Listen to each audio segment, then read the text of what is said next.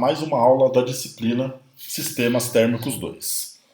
Sobre o que vamos falar na aula de hoje, sobre o que é a agenda da aula de hoje, nós vamos falar da primeira lei da termodinâmica, só que agora aplicada às misturas gás-vapor, tá? Quando eu falo vapor, eu estou falando especificamente aqui do vapor de água, tá legal? A gente vai ver como aplica-se a primeira lei da termodinâmica dentro das misturas gás-vapor, em casos de sistema termodinâmico e em casos de volume de controle, né? Lembrando que a gente já falou desses assuntos nas aulas passadas.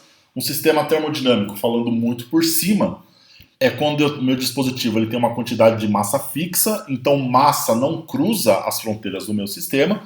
Em volume de controle, eu tenho fluxo de massa cruzando ali. Tá legal? Tranquilinho? E nós já falamos também da primeira lei da termodinâmica aplicada a ambos os casos aqui em aulas passadas. Agora a gente vai acrescentar, juntar o que nós vimos em termos de umidade relativa, umidade absoluta, pressão de vapor, esse tipo de coisa. Vamos ver como isso funciona aqui na prática. Tá legal, pessoal? Então já deixei aqui para vocês, só para um lembrete, a primeira lei da termodinâmica aplicada a um sistema, tá? A quantidade de calor é igual à variação da energia interna mais o trabalho. Tá legal? E para volume de controle, o fluxo de calor mais a somatória da massa que entra vezes a sua entalpia é igual à somatória da massa que sai vezes a sua entalpia mais a produção de potência. Tá? Pessoal, aqui a primeira lei da termodinâmica ela está escrita de forma reduzida. Tá? Por quê? Porque eu já eliminei termos que para a gente não interessa. Aqui ainda teria termos de energia cinética, energia potencial. Tá legal? Então, a equação geral para ambos os casos é maior que isso, só que eu já estou desprezando esses termos, tá? Eles não vão ser importantes para a gente, tá? Então, como nós já vimos os assuntos aqui em aulas passadas, já vimos os principais conceitos, essa aula eu vou dividir em dois exemplos, tá? Eu vou mostrar como a primeira lei da termodinâmica se aplica às misturas gás-vapor em volume de controle e como se aplica em sistemas termodinâmicos, tá legal? Então a aula em si ela não é muito grande, o tempo não vai ser muito grande hoje, vai ser curtinha, só que a quantidade de conceitos ali, que agora vai juntar tudo, tá? Então tem que prestar bastante atenção nos exemplos para não se embananar. Tá legal, pessoal? O exemplo 1 aqui, ó, a figura abaixo mostra uma unidade de ar-condicionado e suas características operacionais, pressões, temperaturas e umidades relativas. Calcule o calor transferido por quilograma de ar seco, supondo desprezíveis as variações de energia cinética. Tá legal? Poderia ter colocado aqui também energia potencial, pra gente não vai fazer diferença. Tá legal? Então aqui, ó. Esse aqui é meu exemplo. O meu ar, ele entra, quando eu falo ar, é o ar vapor de água, né? É uma mistura. Vocês podem achar isso também como ar úmido, tá? Eu acho que nos exercícios, inclusive, tem. Essa mistura ar vapor de água, vocês podem encontrar como ar úmido, tá? Que é o ar vapor de água. Ele entra a uma pressão de 105 kPa, a uma temperatura de 30 graus Celsius e uma umidade relativa de 80%. Tá? Passa pela serpentina de resfriamento e sai com uma pressão de 100 kPa, uma temperatura de 15 graus Celsius e uma umidade relativa de 95%. Observe que aqui, pessoal, ele está me falando que teve uma condensação, tá? Parte do vapor aqui ele condensou e virou água líquida a 15 graus Celsius, tá? Então o que acontece? Na entrada aqui, ó, eu tenho massa de ar seco, mais a massa de vapor de água. Já na saída, eu tenho massa de ar seco, que não muda, né? Mais massa de vapor de água, só que eu também tenho massa de líquido, tá legal? Então toma cuidado com isso aí. Então vamos lá. Vamos ver como funciona a resolução. Eu já sei, como eu já disse no slide anterior, que a massa de ar seco que entra, que é aqui em 1, né, 1 e 2, é igual à massa de ar seco que sai, tá bom? Já a massa de vapor que está entrando aqui, lá na saída, é a massa de vapor que sai mais a massa de líquido que sai ali também, tá legal? Então toma cuidado com isso aqui, o que está entrando e o que está saindo em termos de massa. A quantidade total de massa que entra é sempre aquela que sai. Só que ela pode se dividir, né? Massa de ar, massa de vapor, massa de líquido. Pode ser que não tenha massa de líquido também, tá legal? Então, pessoal, como é que é a primeira lei da termodinâmica para um volume de controle? Tá? Aqui eu já tirei o termo de potência, porque aqui pra gente não interessa, não tem produção de potência aqui. Tá? Então, fluxo de calor mais a somatória de massa vezes a entalpia que entra é igual a somatória da massa que sai vezes a entalpia de saída também, tá? Então agora vamos expandir esses termos aqui de somatória e a gente vai ter o seguinte: fluxo de calor mais a massa de ar que entra vezes a sua entalpia mais a massa de vapor que entra vezes a sua entalpia é igual a massa de ar que sai vezes a sua entalpia mais a massa de vapor que sai vezes a sua entalpia mais a massa de líquido que sai vezes a sua entalpia. Tá legal, pessoal? Tranquilinho? Só que ele quer o calor transferido por quilograma de ar seco, tá?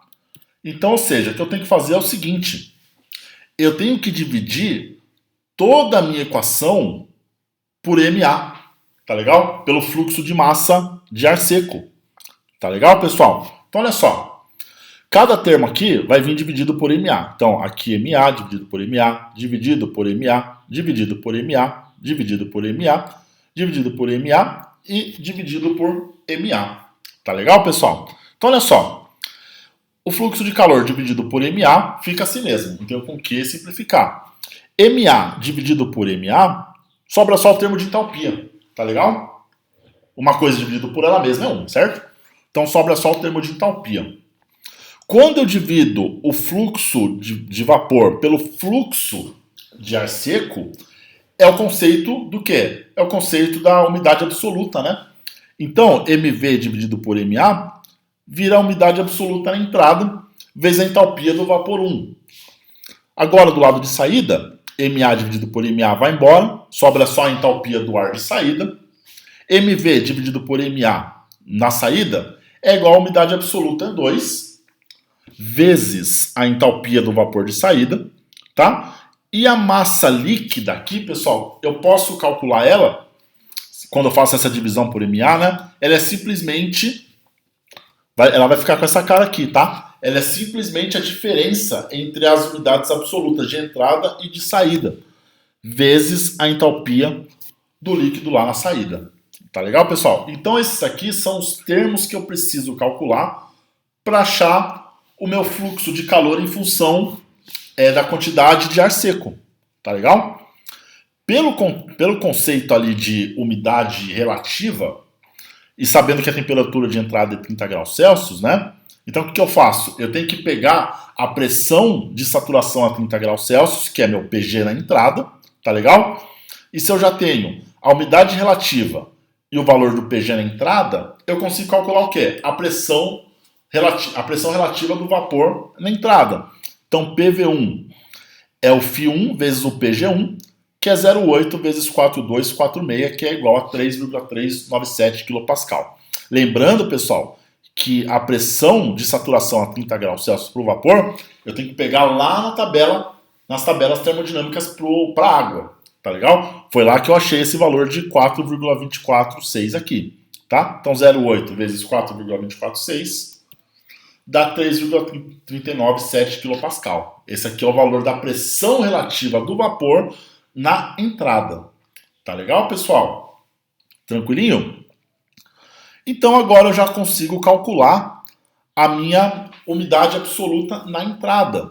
0,622 vezes a pressão do vapor na entrada dividida pela pressão do ar na entrada é 0,622 vezes 3,397 dividido pela pressão total menos a pressão relativa do vapor aqui, tá legal? Essa é a pressão relativa do ar na entrada. Então eu vou achar o valor de de umidade absoluta de 0,0208. Tranquilo, pessoal? De boa? Então já chamo um termo aqui que a gente precisa. Agora eu vou lá para a saída, tá legal? Lá para a saída eu também já consigo calcular a pressão parcial do vapor, tá legal? Porque eu já tenho a umidade relativa, que é 95%, e eu tenho que pegar a pressão de saturação a 15 graus Celsius. De novo, eu vou lá na tabela termodinâmica e pego a pressão de saturação para a água a 15 graus Celsius. Vou achar ali 1,7051.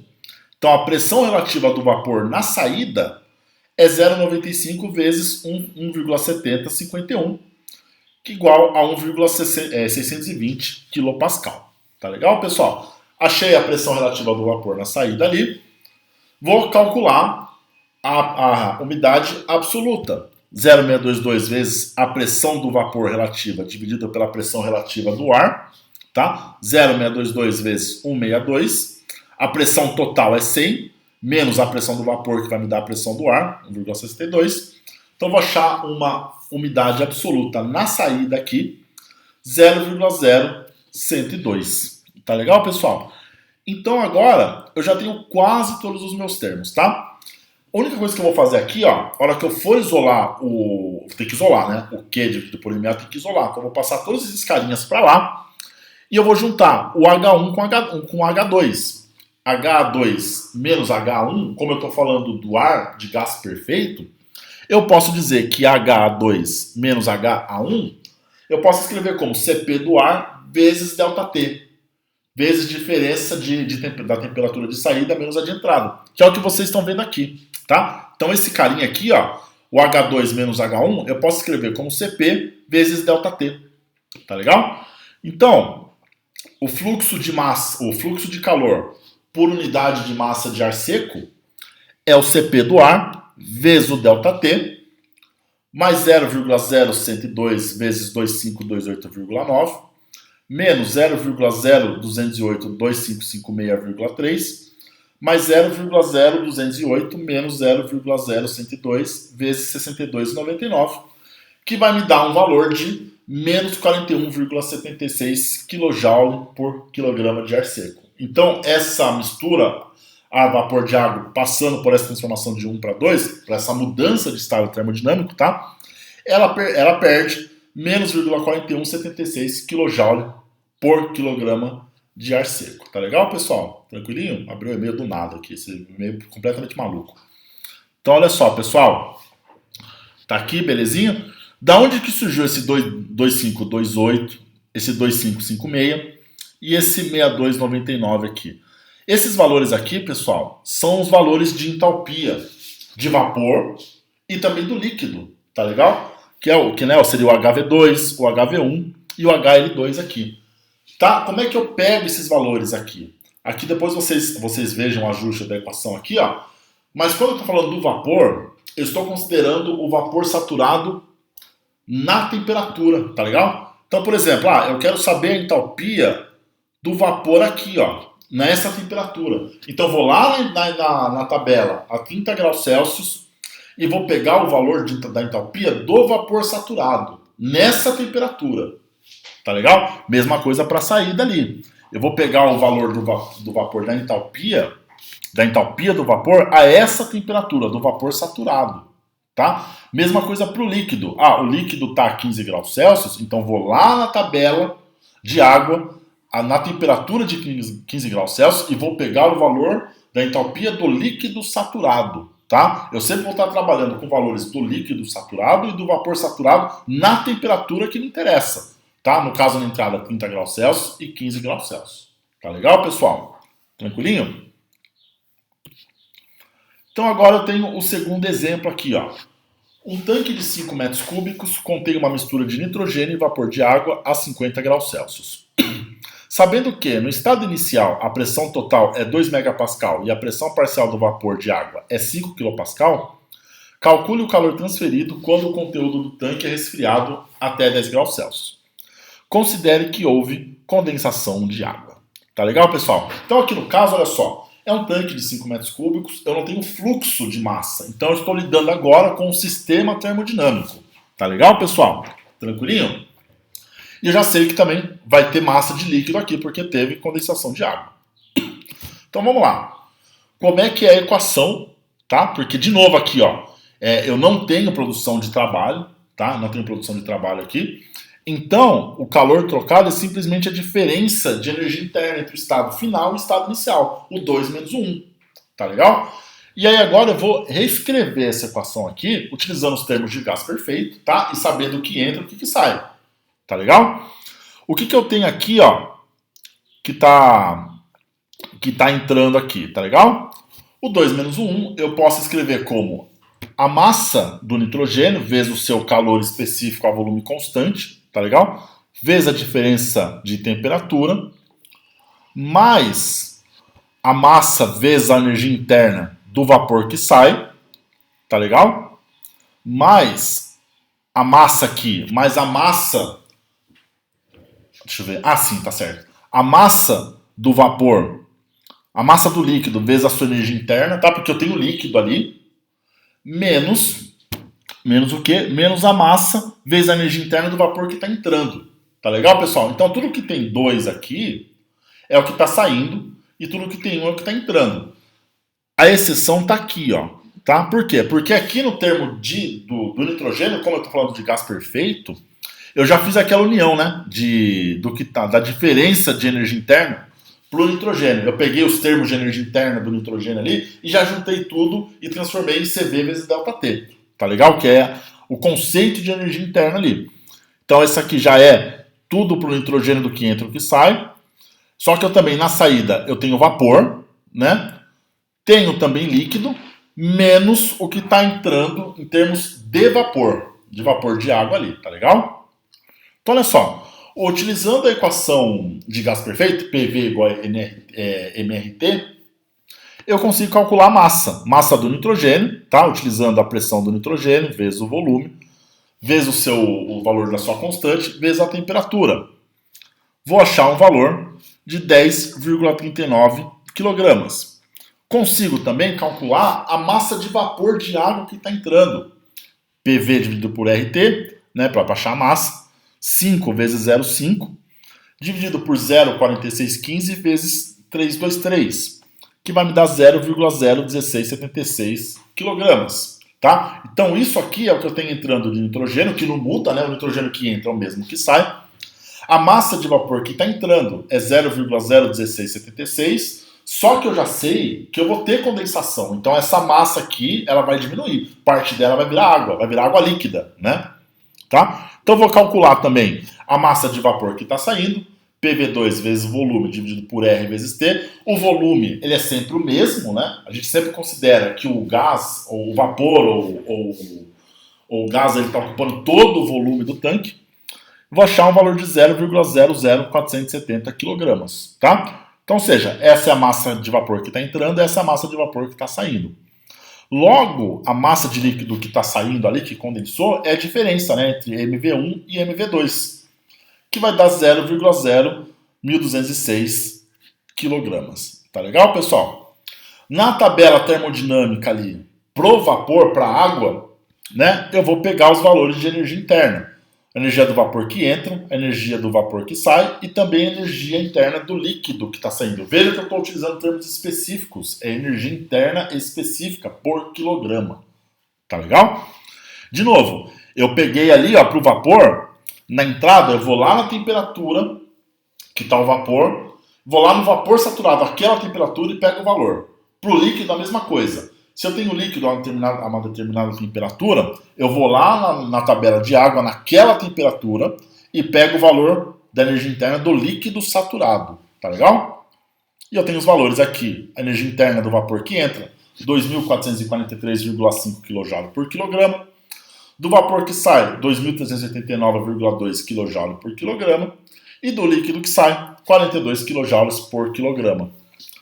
Vou substituir todos os termos na minha equação. Tá? Massa aqui do nitrogênio 10,39 vezes o seu CV, que é 0,745, vezes o ΔT, 10 menos 50, mais 0,0047 vezes 2389,2, mais 0,01206 vezes 42, menos 0,01676 vezes 2443,5.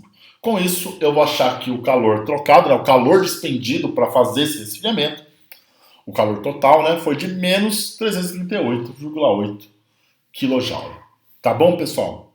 Tranquilinho? Então, pessoal, como eu falei, a aula de hoje ela foi realmente um pouquinho mais curta aí, mas ela é bem densa em termos de conceito. A gente vai reunir tudo que a gente aprendeu nas aulas passadas e mais um pouco para desenrolar isso aqui. Vou passar para vocês uma lista de 3 exercícios, tá legal? Acho que são 2 volumes de controle e um sistema. Tá? Estarei no Colab disponível hoje de noite para dar um auxílio para vocês, tá legal? Além de qualquer dúvida que vocês tenham com relação àquele trabalho para nota, aquele trabalho A22. Tá legal, pessoal? Então, espero vocês mais tarde. Muito obrigado e até a próxima aula. Abração, tchau, tchau.